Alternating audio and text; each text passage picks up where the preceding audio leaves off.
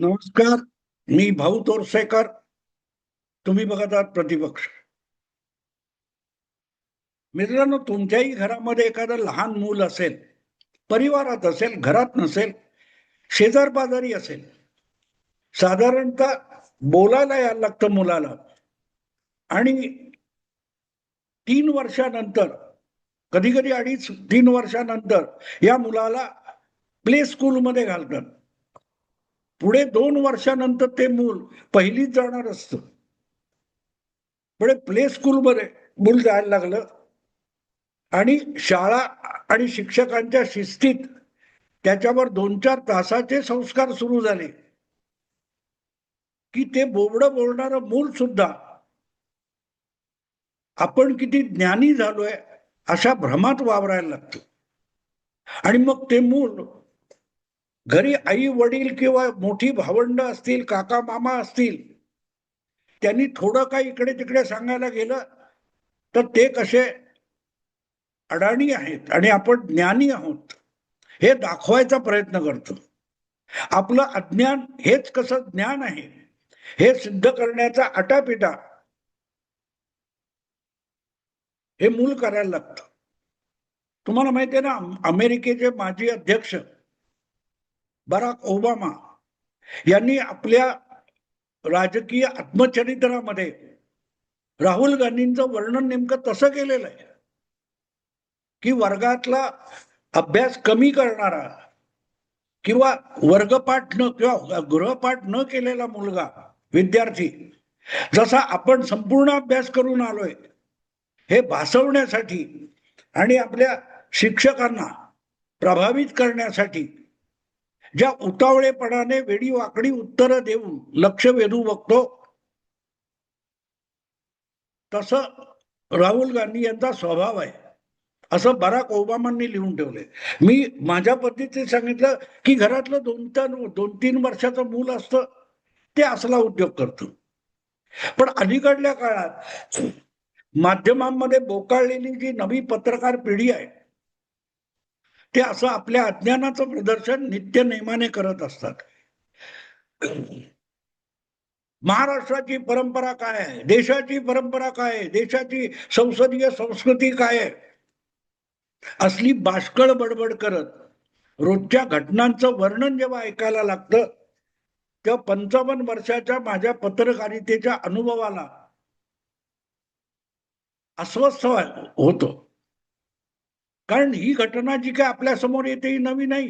काल परवाच मी बुवा ते बाया या नाटकाबद्दल या आजच्या खरात प्रकरणाशी संबंध जोडून तुम्हाला सांगितलं की नवीन काही नाही घडलेलं, हे हजारो वर्ष घडत आलेलं आहे. अगदी वर्तमानपत्र मीडिया नव्हता,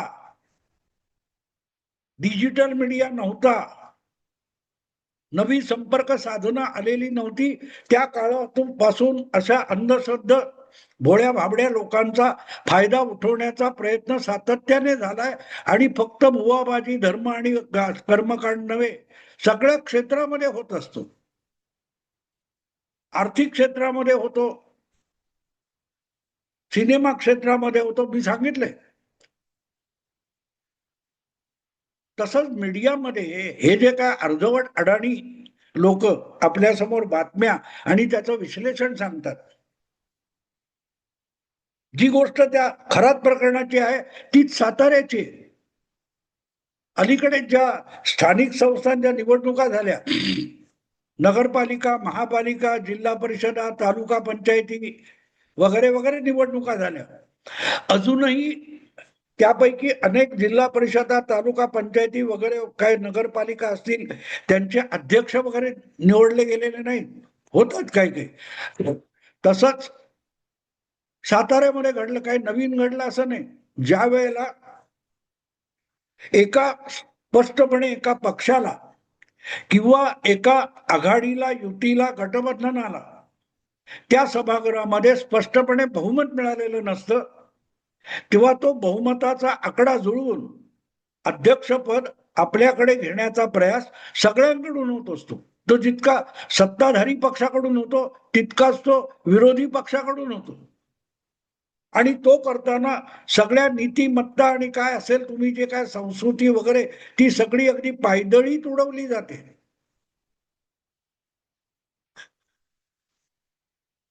ही जिल्हा परिषदेची गोष्ट चालू आहे. एका राज्यात इतकी भीषण परिस्थिती झालेली आहे. 1960च्या दशकामध्ये बिहार सारख्या मोठ्या राज्यात, तेव्हा बिहार आणि झारखंड मिळून अखंड राज्य होतं. त्या राज्यामध्ये एक मुख्यमंत्री होण्याची महत्वाकांक्षा बाळगणारा बिंदेश्वरी प्रसाद मिश्रा, बिंदेश्वरी प्रसाद मंडल नावाचा खासदार होता. त्याला मुख्यमंत्री व्हायचं होतं, पण आमदार व्हावं लागेल आणि ती निवडणूक नाही लागली तर काय, म्हणून त्याने फोडाफोडी करून जोडाजोडी करून आपला एक चेला, आपली एक पटपुतळी मुख्यमंत्रीपदी बसवली आणि त्याच्याकडून बिंदेश्वरी प्रसाद मंडल याला आमदार करावा असा मंत्रिमंडळाचा प्रस्ताव पारित करून स्वतःची आमदार म्हणून राज्यपालाकरवी नेमणूक करून घेतली आणि एक आठवड्याभरात ते सरकार जाऊन नवीन सरकार आलं. बीपी मंडल बिहारचे मुख्यमंत्री झाले. तेव्हा कुठच्या संस्कृतीच्या डोक्यावर कुठा कौतुकाचा नैतिकतेचा मुकुट चढवला गेला होता? 15-20 वर्षापूर्वीची गोष्ट आहे. झारखंड हे राज्य जे आहे त्यामध्ये काँग्रेस किंवा भाजप हे दोन मोठे राष्ट्रीय पक्ष आणि विधानसभेतले मोठे पक्ष, त्यापैकी एकालाही बहुमत मिळालं नव्हतं. त्यांच्या मित्र पक्षांसकट सुद्धा बहुमताचा आकडा होत नव्हता. म्हणून आधी याचा मुख्यमंत्री झाला, त्याला काय ते शिबू सोरेन मुख्यमंत्री झाले, त्यांना बहुमत सिद्ध करता आलं नाही, ते सरकार बरखास्त करावं लागलं. त्यानंतर भाजपचं सरकार झालं, अर्जुन मुंडा मुख्यमंत्री झाले. दोन्हीकडे 2-3 अपक्ष आमदार होते, ते दोन्ही राष्ट्रीय पक्षांना खेळवत होते. अखेरीस मुंडा यांचं पण मुख्यमंत्रीपद गेलं आणि त्याच्या जागी मला वाटते इनुस एक्का नावाचा माणूस मुख्यमंत्री झाला, जो आता तुरुंगात सडत पडलेला आहे. माजी मुख्यमंत्री दीर्घकाळ तुरुंगात सडत पडलेला आहे. त्याचा कुठला पक्ष नव्हता, तो अपक्ष होता.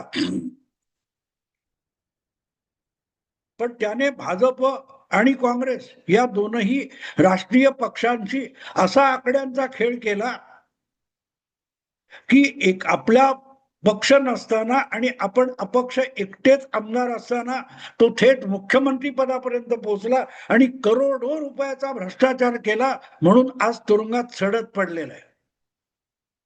हे सगळं कशासाठी होतं? सत्तेसाठी होतं ना. नवीन काय आहे? हा, मग इथे काय म्हणणार, अरे शिंदे यांची शिवसेना आणि भाजप किंवा राष्ट्रवादी अजितदादांची, हे 3 पक्ष आज महाराष्ट्रात सत्तेत आहेत, देशात सत्तेत आहेत, त्यांची आघाडी आहे, त्यांची महायुती आहे.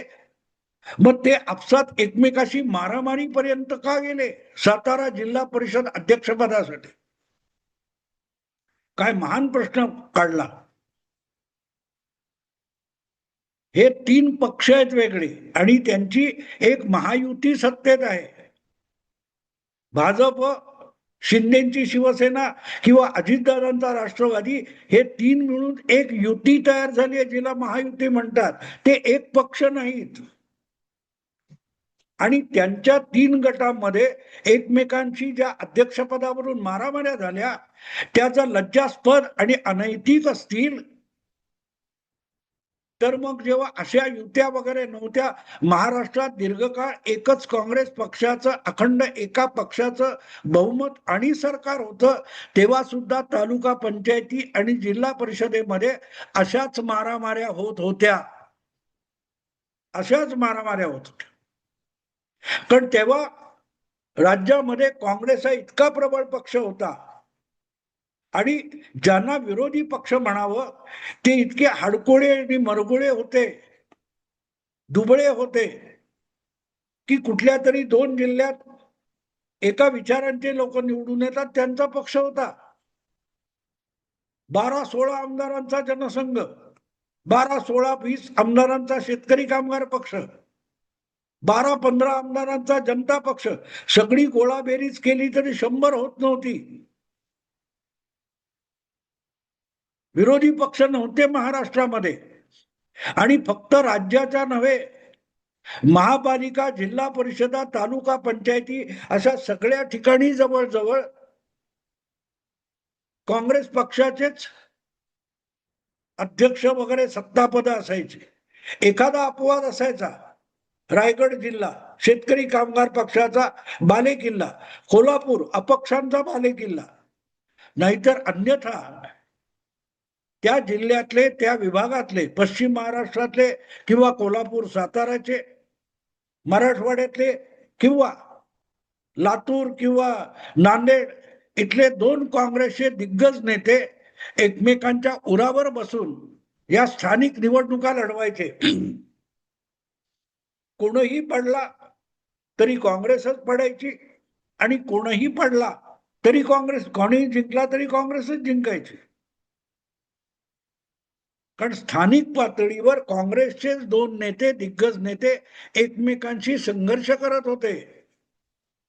सांगलीमध्ये आजचे जयंत पाटील आहेत, त्यांचे वडील राजाराम बापू विरुद्ध वसंतदादा पाटील असा संघर्ष होता, लपून राहिलेला नाही.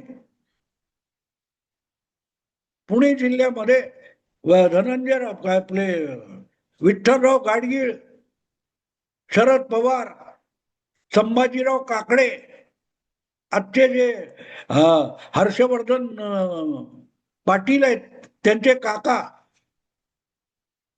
शहाजी बापू पाटील, मला वाटते हे एकाच पक्षात असायचे.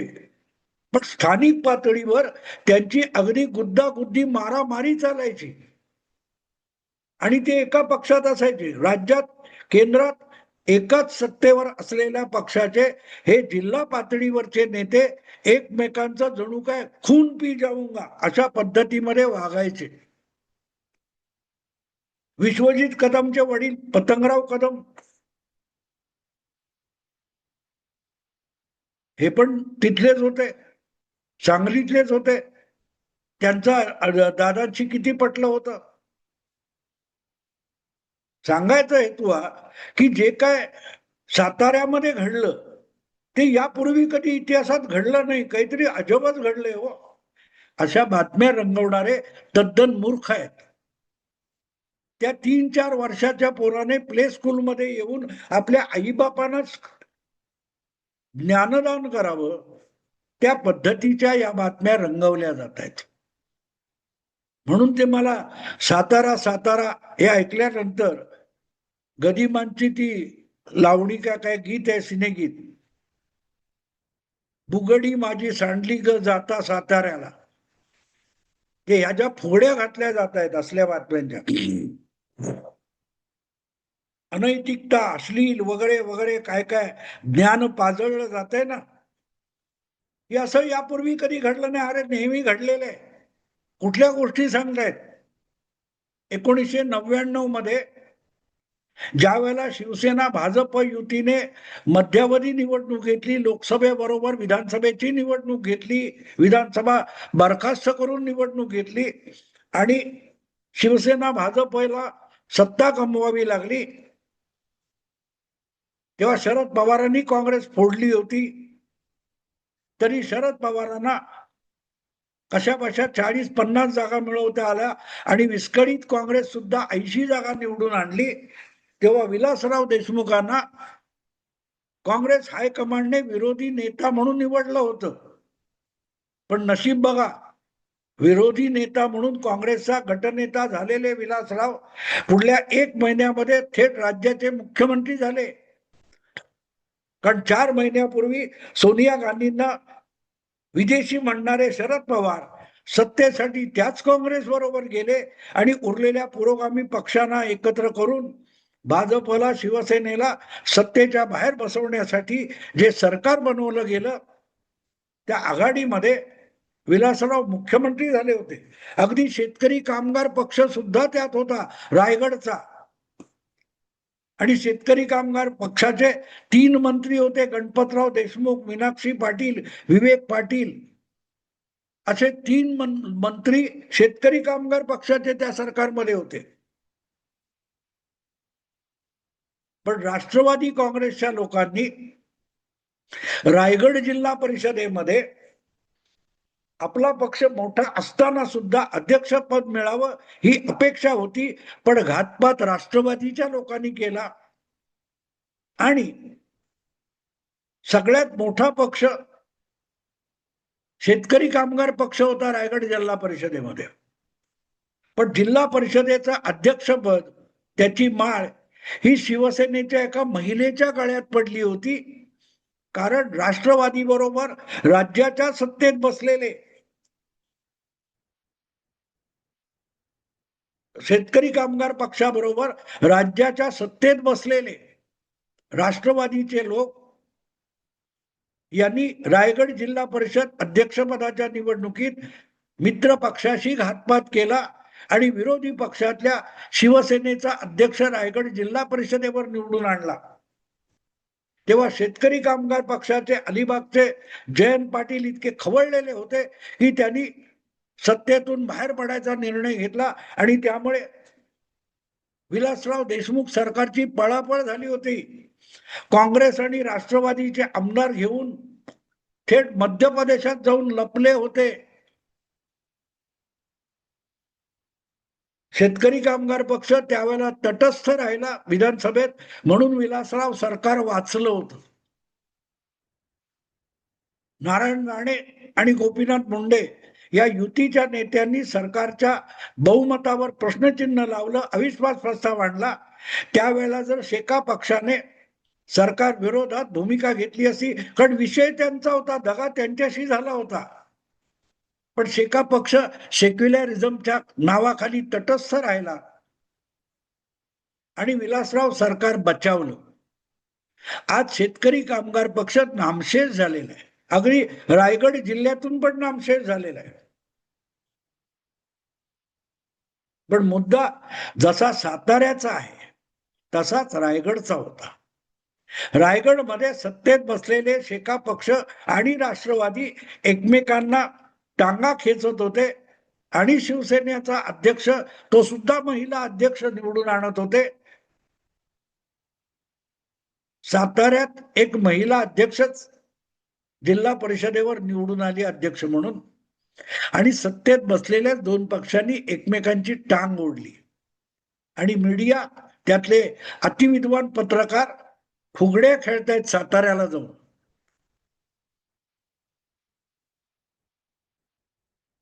मला गंमत वाटते मित्र, या सगळ्या विश्लेषणाची, पत्रकारितेची कीव येते.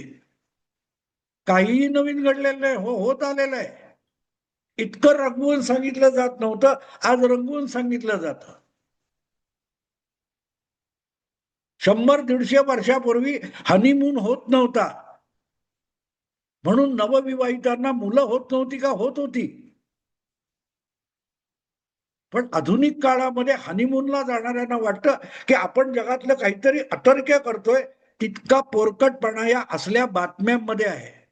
असो मित्रांनो, आत्ता थांबतो. आवडलं लाईक करा, शेअर करा आणि प्रतिपक्षाला सबस्क्राईब करा. नमस्कार.